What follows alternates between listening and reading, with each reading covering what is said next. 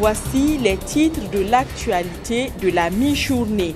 Les membres du bureau du Conseil national de la transition sont connus. Les élections ont eu lieu hier au terme d'une longue séance. Et puis, les œufs venus du Ghana et de la Côte d'Ivoire font grincer des dents aux aviculteurs des Cascades. La différence de prix oscille entre 500 et 300 francs CFA et en pareille circonstance, le choix des consommateurs est vite fait. L'invité de ce Midi Magazine est le directeur général des impôts. Paul Penichema nous parlera de la 3e conférence annuelle de sa direction. Une conférence qui va réunir 150 participants à Ouagadougou. Merci d'être fidèles au 13h15 de la télévision du Burkina. Bon appétit à vous qui nous suivez à table. Nous ouvrons ce journal par des échos de la formation du bureau du Conseil national de la transition. L'élection des organes du CNT n'a pas été de tout repos. Quels sont les visages de ceux qui vont animer la vie du Conseil national de la transition? Des réponses dans ce reportage de Ibrahim Guigma et Ernest Kambiri. L'image en dit long. Des députés membres du Conseil national de la transition en pleine tractation pour un triple scrutin. L'élection des membres du bureau du Conseil national de la transition. Au terme du dépouillement, les 4 composantes que sont la société civile, les forces de défense et de sécurité, les partis politiques de l'ex-opposition et ceux de l'ex-majorité se partagent les 4 postes de vice-présidence du CNT. Le premier vice-président est Honoré Lucien Nombré des forces de défense et de sécurité. Deuxième vice-président Ibrahima Koné de l'ancienne opposition. Troisième vice-président, Fernand Sanou des organisations de la société civile. Et le 4e vice-président, Amadou Dabo de l'ex-majorité. Alphonse Marie Ouedraogo et Pélagie Kaboré sont respectivement 1er et 2e questeurs. Issa Sienou, Issa Kemtore, Laetitia Koudougou, Adama Seré, Bakary Koné et René Lompo sont dans l'ordre élu 6 secrétaires parlementaires. Pour le 2e scrutin, il a permis d'élire les responsables des commissions générales du Conseil national de la transition. La commission des finances et du budget est dirigée par Madeleine Somda. Asekna Somda va présider la commission des affaires sociales et du développement durable. Youmani Lompo est quant à lui porté à la tête de la commission des affaires institutionnelles, de la gouvernance et des droits humains et Bourema Ouedraogo à la tête de la commission des affaires étrangères, de la sécurité et de la défense. Le 3e scrutin qui s'est déroulé très tard dans la nuit, en 2 temps, a permis d'abord d'élire les membres du Conseil national de la transition pour représenter le Burkina Faso dans une dizaine de parlements communautaires et internationaux et de choisir 6 juges pour constituer la haute cour de justice. Des juges qui ont prêté serment séance tenante, ce qui met fin ainsi à la session spéciale d'installation des organes du Conseil national de la transition, CNT.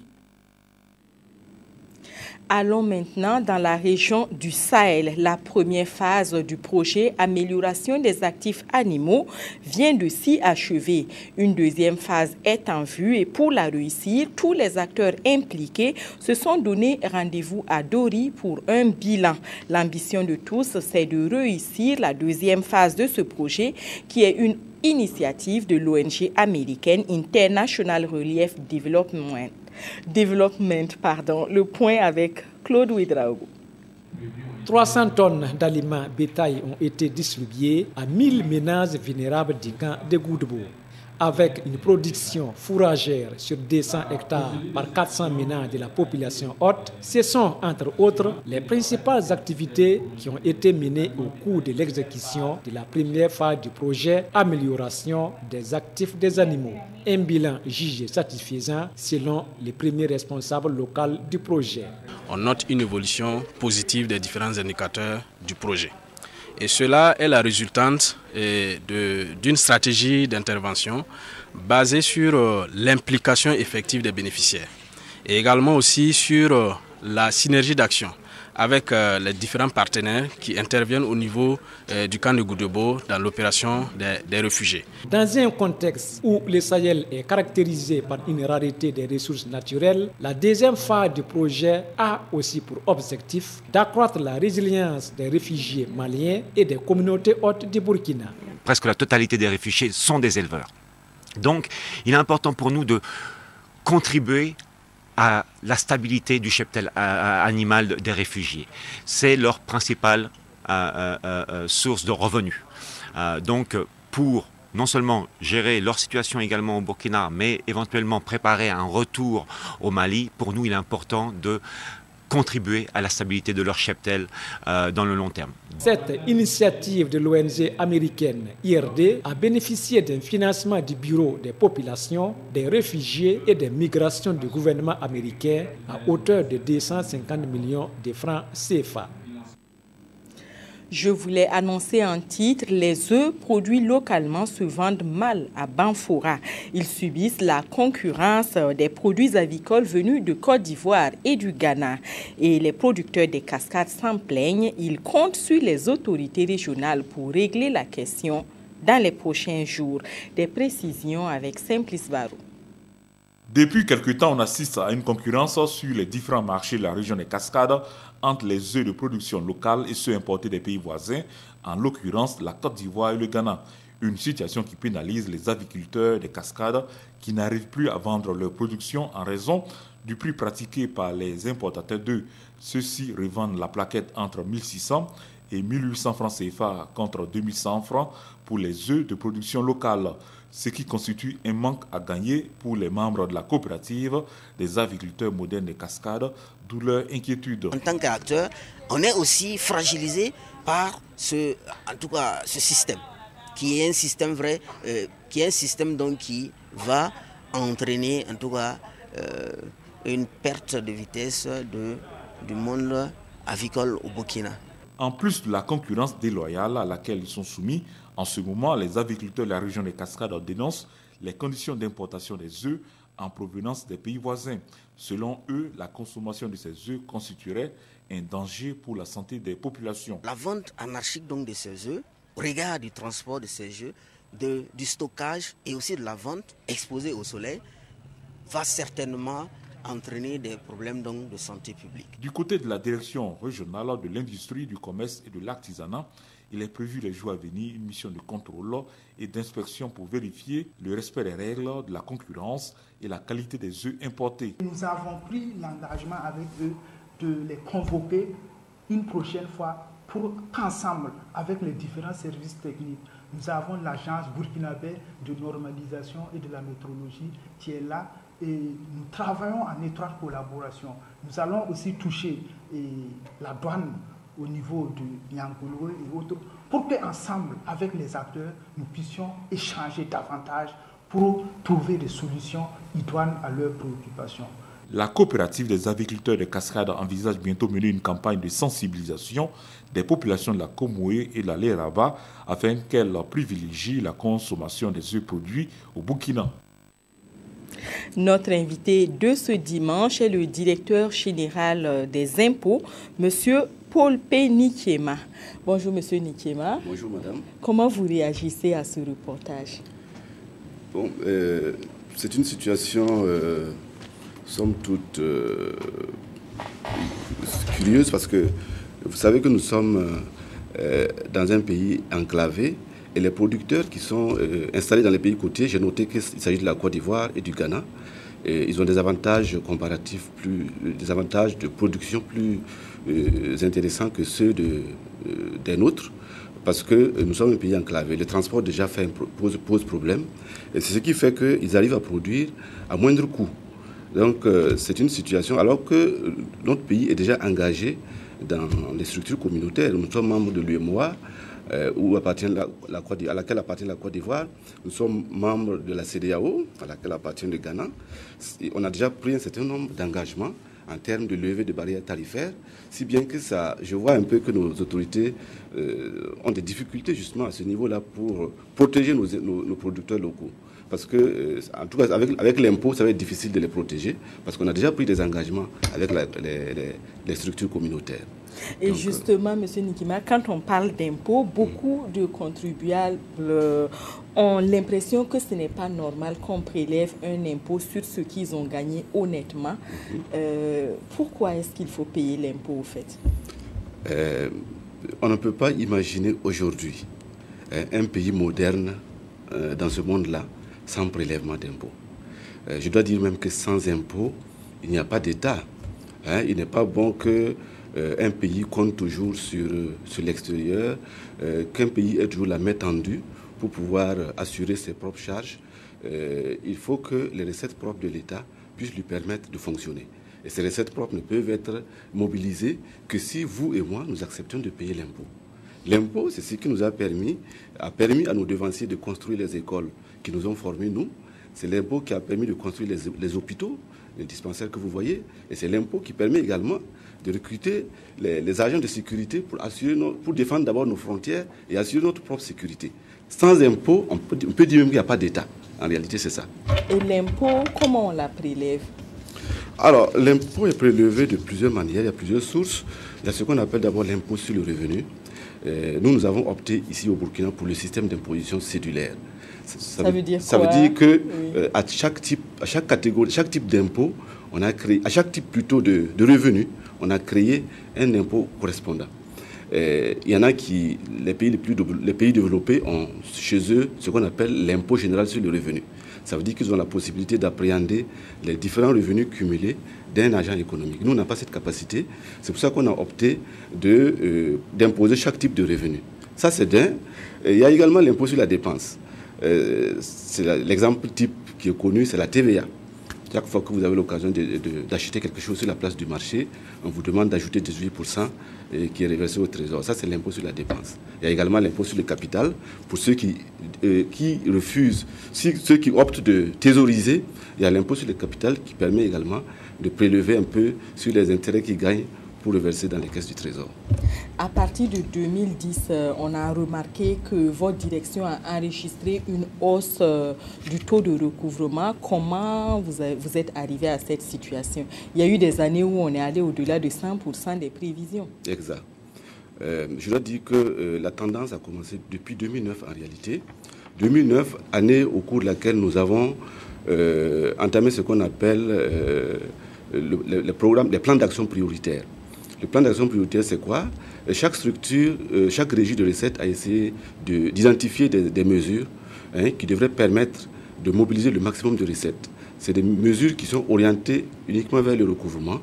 Et ceci a permis à chaque direction, à chaque structure, d'aller et d'organiser ses services et d'aller véritablement à l'essentiel et de pouvoir booster les recouvrements. Je dois dire que de 2009 à 2013, on a pratiquement doublé, au niveau de la Direction générale des impôts, on a pratiquement doublé le niveau des recettes. Donc c'est un niveau appréciable, en tout cas que nous saluons, qui a été peut-être ralenti en 2014 avec l'effet de la crise. Mais je pense que tous les clignotants étant, toutes les structures, les institutions étant rétablies, nous pensons pouvoir relancer la machine et atteindre les performances d'antan. Et justement, vos services les agents de vos services vont participer à la 3e conférence annuelle de votre direction qui aura lieu autour de l'audit et du contrôle interne. Pourquoi ce thème maintenant? Nous avons opté pour... je rappelle d'abord que la conférence annuelle des cadres de la DGI fait partie de ces cadres de concertation qui ont été institués depuis 2007. Il y a des cadres de concertation à l'échelle direction, mais c'est le plus grand cadre de concertation qui réunit tous les cadres de la Direction générale des impôts. On fait appel également à des compétences extérieures.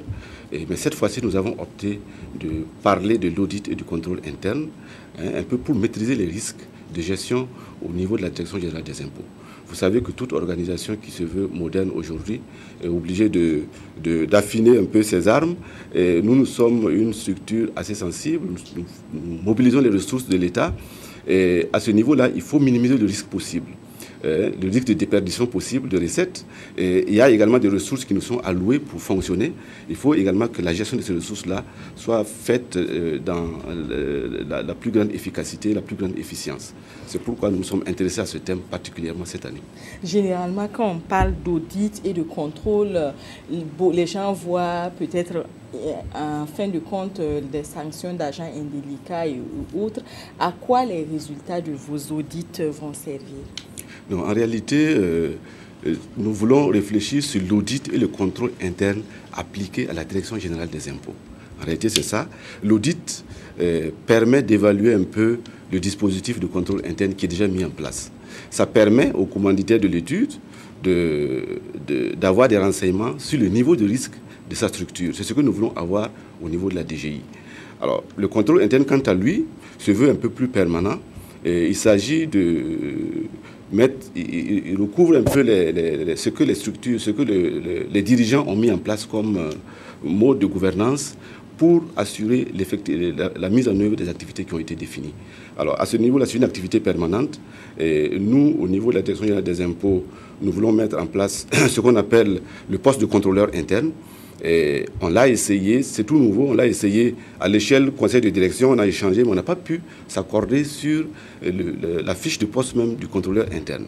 Voilà pourquoi nous avons voulu élargir la réflexion avec des experts venus de l'extérieur, avec des structures de contrôle comme l'ASCE et l'Inspection générale des finances et tous les corps de contrôle pour bénéficier de leur expérience afin qu'ils puissent nous accompagner pour mettre cela en place. Merci, M. Nikiema. Je rappelle que notre invité est le directeur général des impôts. Merci d'être venu et restez avec nous pour la suite du journal. Les acteurs de l'éducation veulent vaincre l'analphabétisme. Cela implique une prise en compte du non-formel dans toutes les stratégies. Sur le sujet, le groupe de travail sur l'éducation non formelle a mené une étude. Les experts du domaine ont validé les résultats de cette étude cette semaine à Ouagadougou. Des précisions avec Nathalie Sawadgou. Les statistiques de l'UNESCO disent qu'en 2009, il y avait plus de 21 millions d'adolescents non scolarisés en Afrique au sud du Sahara. La situation au Burkina Faso n'est pas meilleure. C'est de l'avis de tous un handicap pour le développement du pays. L'une des solutions mises en œuvre pour réduire le taux d'analphabétisation, c'est l'éducation de base non formelle. L'ambition, c'est de prendre en compte les besoins de tous les enfants. Les conclusions de ces études sont des conclusions de type très pratique, qui sont contextualisables. Ensuite, il y avait un certain nombre d'études qui avaient trait au socle de compétences communs. Mais aussi, il y avait une rencontre du groupe consultatif au niveau du groupe thématique, du groupe de travail sur l'éducation non formelle. C'est des études qui ont une portée pour l'ensemble de l'Afrique.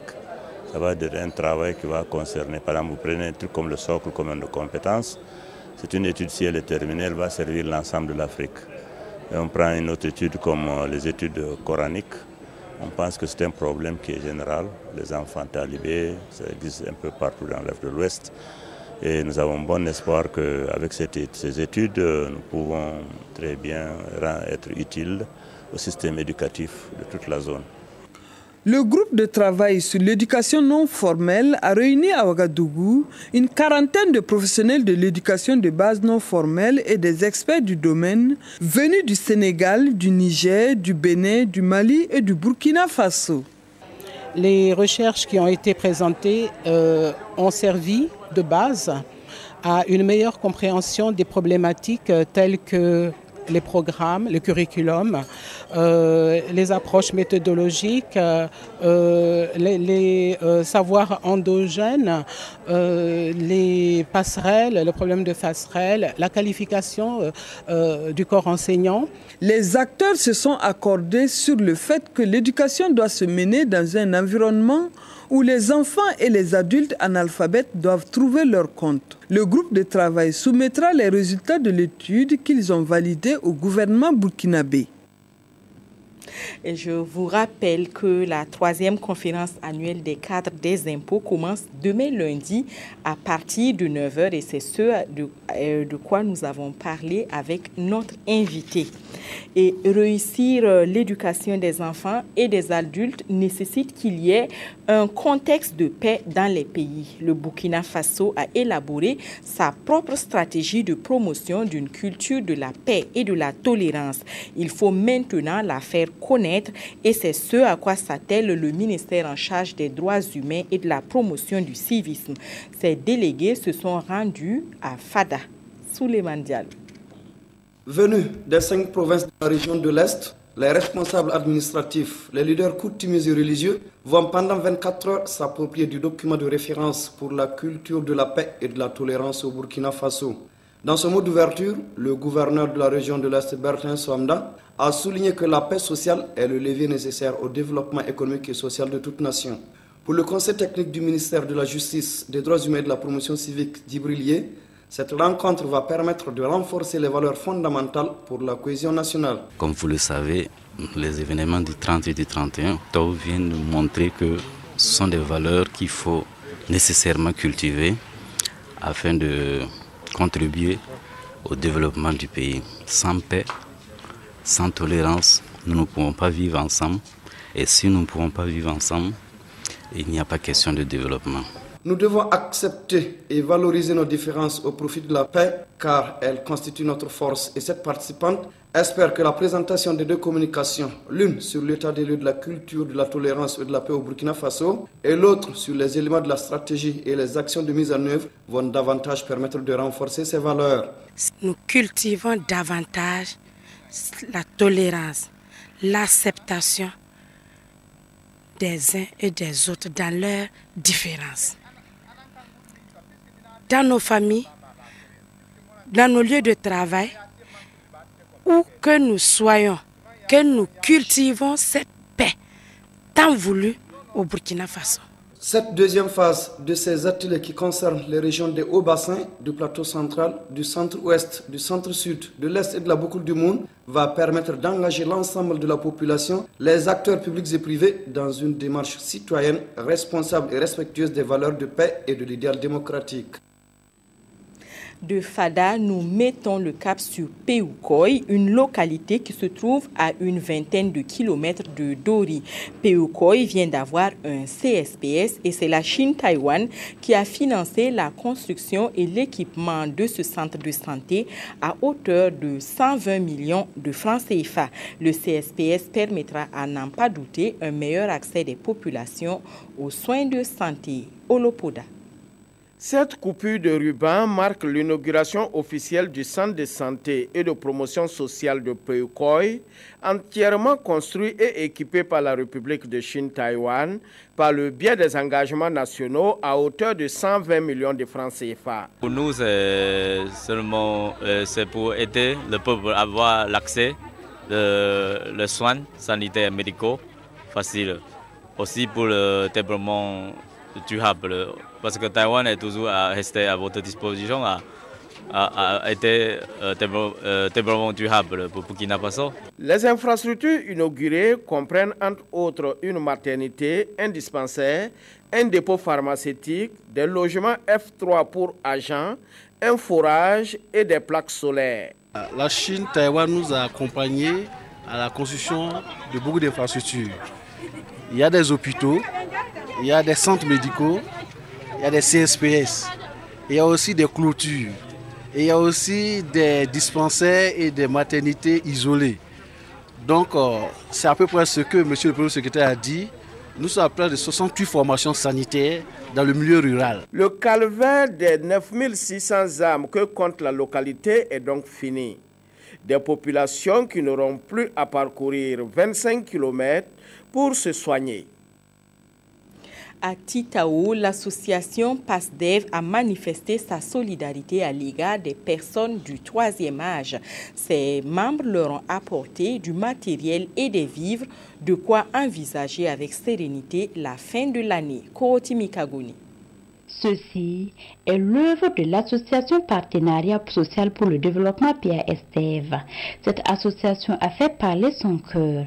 Elle a fait un don estimé à 2 millions de francs CFA à l'endroit des personnes âgées de la province du Lorum. C'est l'esprit du projet. Le projet, c'est dans le cadre donc, des mesures sociales initiées par le gouvernement. Et là, l'action sociale donc, a mis en place un projet de renforcement de la protection sociale. Et l'axe 3 du projet prévoit donc l'appui direct aux personnes âgées. Donc on a donc obéi à l'esprit et du projet. L'association PASDEV a bénéficié du soutien du ministère de l'Action sociale et de la Solidarité nationale. Le ministère de l'Action sociale, dans ses efforts à travers le projet de nommé renforcement de la protection sociale, a opté en tout cas de cette année d'orienter certaines de ces actions en faveur des groupements associatifs parce qu'on a jugé qu'ils sont plus proches des populations. C'est nos partenaires sur le terrain qui connaissent bien les publics cibles. Et partant de ce point de vue, nous avons jugé quand même nécessaire de les appuyer pour qu'ils puissent être nos relais sur le terrain afin de soulager en tout cas les populations et les couches sociales vulnérables. Chaque bénéficiaire reçoit une couverture, une natte de place, 5 kg de riz, du sel et un coupe-ongle. Je remercie l'association qui nous a offert ces dons. Bon vent à l'association. Merci beaucoup. Que Dieu les bénisse. L'association Partenariat social pour le développement intervient dans le domaine humanitaire. Cette association compte très prochainement poursuivre son œuvre dans la province du Yatenga. D'autres associations de la société civile ont choisi, elles, de s'investir dans le suivi de l'action des sociétés minières. Ensemble, elles ont décidé d'accorder un prix à la société qui se sera le mieux illustrée dans la responsabilité sociale. Le prix RSE est constitué uniquement d'un trophée. Des précisions avec Bouma Enes Nebi. Les entreprises minières au Burkina ont désormais un cadre de promotion. Un prix dénommé prix RSE, prix de la responsabilité sociétale des entreprises, vient d'être initié à leur intention par des organisations de la société civile. Il sera ainsi organisé annuellement au Burkina et la première édition aura lieu en 2015 dans le mois de mars. Par ce prix, les organisateurs poursuivent les objectifs suivants. Participer à la promotion de la responsabilité sociétale des entreprises minières. Engager les entreprises minières exploitant l'or et autres minerais du Burkina Faso à être beaucoup plus responsables, plus regardants en matière environnementale, en matière sociétale, en matière sociale, envers leurs propres employés aussi. Pour prendre part à ce concours, il faut déposer un dossier complet de candidature auprès du jury chargé du dit concours, être entre autres une société minière en exploitation au Burkina il y a au moins 1 an et respecter la réglementation en vigueur dans le domaine. Et en ce qui concerne le déroulement du concours, le jury, après un examen minutieux des dossiers de candidature, procédera à des visites de terrain pour des entretiens. Le jury va procéder à des visites terrain, va réceptionner également les dossiers de candidature des entreprises, les analyser, rencontrer les communautés locales de chaque entreprise, rencontrer également les autorités locales des entreprises, avoir des entretiens avec les employés de chaque mine. Et puis ensuite, ils ont une grille, ils vont noter chaque entreprise en fonction des entretiens, de son dossier, etc. Ils vont noter chaque mine et la mine méritante sera la mine qui aura le plus de points. La société minière gagnante aura une large promotion et un trophée. La 12e édition du festival d'Ilombo au Goulmo se tiendra en avril 2015. Le comité d'organisation balise déjà le terrain en parlant aux hommes et aux femmes de médias. Quelles seront les innovations du FESDIC 2015 et comment se sont déroulées les éditions précédentes? Des réponses avec Lambert Soma. Après 11 éditions, le festival d'Ilombo au Goulmo FESDIG marque le pas pour faire le bilan et entrevoir l'avenir. Et c'est au cours de ce point de presse que les responsables du festival ont tenu à dire que le village de Tantiaka a engrangé plusieurs acquis au cours de ces 11 années. Mais pour l'édition 2015, le FESDIG se déroulera à qui a motivé vraiment cette délocalisation. Il y a plusieurs raisons.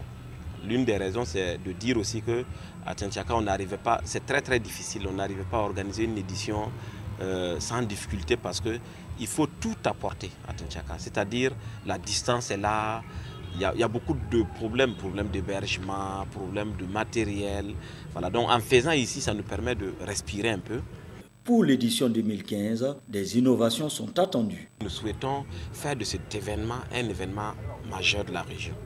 Donc nous allons inviter un artiste de taille qui va faire un concert de taille pour Fada afin que ça touche toute la population de la région.